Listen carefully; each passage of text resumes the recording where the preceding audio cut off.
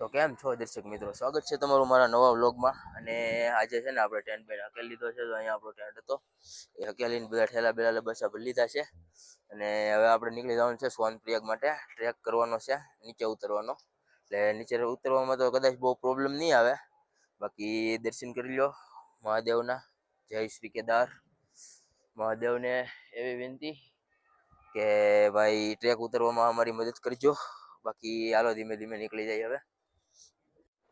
તો મિત્રો અત્યારમાં છે ને આપણે નાસ્તો કરવા આવી ગયા છીએ. અને આપણે પીસી ચા અને એક પરાઠું ખાધું હતું. બાકી તમે અહીંના મેનુની વાત કરું ને તો જો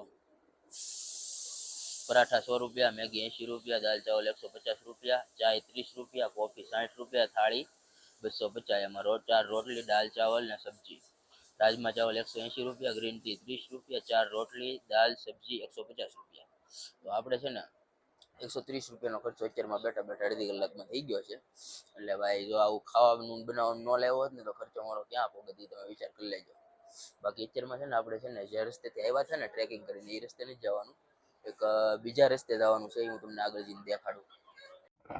તો આપણે એ રસ્તા ઉપર આવી ગયા છીએ કે જ્યાં છે ને કોઈ નથી.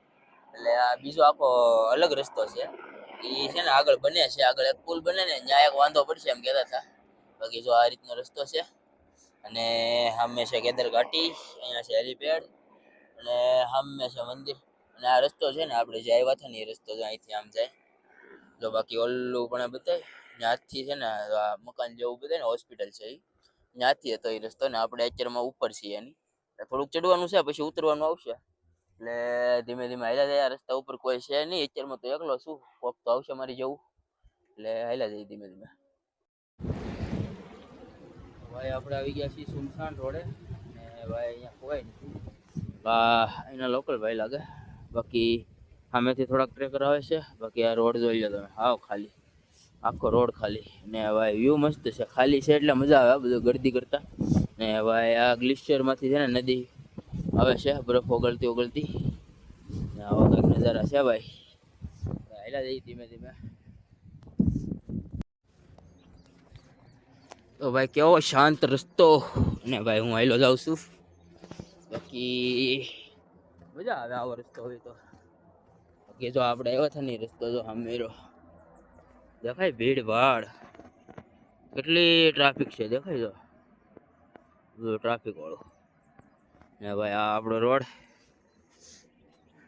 મજા આવે ભાઈ. જો ભાઈ પહાડી બકરી, ઘેટા ઘેટા બકરા બધા કેવા પહાડ માંથી ચડીને બેઠા છે. ગમે ત્યાં ચડી જાય. એક તો જો સામે ચડીને ઊભું છે.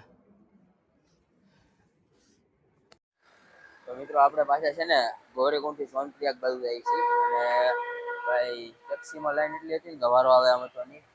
એટલે પછી પાછા આપણે હાલીને નીકળી ગયા. બાકી રસ્તામાં છે ને ગરદીની વાત કરું તો બહુ ગરદી હતી. એટલે કંઈ ફોન કાઢ્યો નહોતો અને નહોતો વિચાર્યો. બાકી સામાન એટલો બધો હતો એટલે આપણે બહુ થાકી જાય. પછી ધીમે ધીમે હાલ્યો આવ્યો, પછી કંઈ શૂટ ન કર્યું કાંઈ. બાકી જો અહીંયા પોરો ખાવા ઉભો રહ્યો છું. અને બાકી નદી જાય છે મસ્તીની. તો બધા છે ને અડધું પબ્લિક હાલીને જ જાય છે. ટેક્સીમાં બહુ બધી લાઈન છે. એટલે જ્યાં લાઈનમાં ઊભા રહીને ત્યાં કંઈ હેઠળ પહોંચી જાય. ઉતરવામાં તો કાંઈ વાંધો ન આવે, ચડતી વખતે વાંધો આવે. એટલે આપણે ધીમે ધીમે હાલ્યા જઈએ. ઉતરવાનું છે આપણે. તો ભાઈ અત્યારમાં આપણે સોનપ્રયાગ પહોંચી ગયા છીએ. અને અત્યારમાં બહુ ટ્રાફિક નથી, કારણ કે હવે રાત પડવા આવી છે એટલે ટ્રેક કોઈ ચાલુ ન કરે અત્યારમાં. એટલે બધા હવાની રૂમ ગોતી અને આરામ કરતા હશે.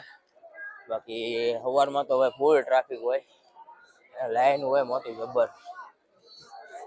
અત્યારમાં તો ભાઈ ઓછી ગરદી છે. હમણાં આપણે છે ને બાઈકે પગી જવું આપણી, કે હમણાં બાઇક વાળાને બિલ દેવાનું છે. બાકી આ છે સોનપ્રયાગ.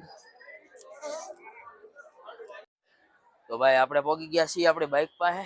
અને બાઇકમાં છે ને ભાઈ જો હેલ્મેટ છે ને કોઈક ચોરી ગયું છે. અહીંયા તાળું મારેલું હતું ક્લિપ આરે, ક્લિપ તોડી અને ક્લિપ આમાં રહેવા દીધી. અને હેલ્મેટ કોઈક ચોરી ગયું છે. બાકી આ લોકોની જે સ્લીપ છે ને પાર્કિંગની, એમાં લખેલું છે કે બાઇક ઉપર કાંઈ રાખતા નહીં. એટલે આપણે એને કંઈ કી ન કી આપણે જ રાખ્યું હતું, કારણ કે ઓલા લોકર વાળા બહુ મોંઘા હતા. એટલે ભાઈ લોસ થઈ ગયો છે આપણો.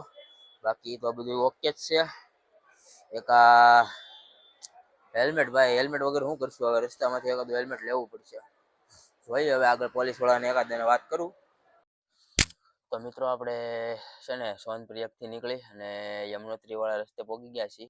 અને રસ્તામાં આપણે છે ને રાત પડી ગઈ એટલે ટેન્ટ લગાડી દીધો છે. અને હવે કાલ સવારમાં છે ને વહેલા નીકળી જવાનું છે યમનોત્રી માટે. અહીંથી લગભગ 300 કિલોમીટર આજુબાજુ છે, એટલે ધીમે ધીમે વયા જાઉં. બાકી અત્યારમાં સુઈ જાય. તો આજના વિડીયોમાં આટલું જ. હવે મળીએ કાલ સવારે. ત્યાં સુધી હર હર મહાદેવ.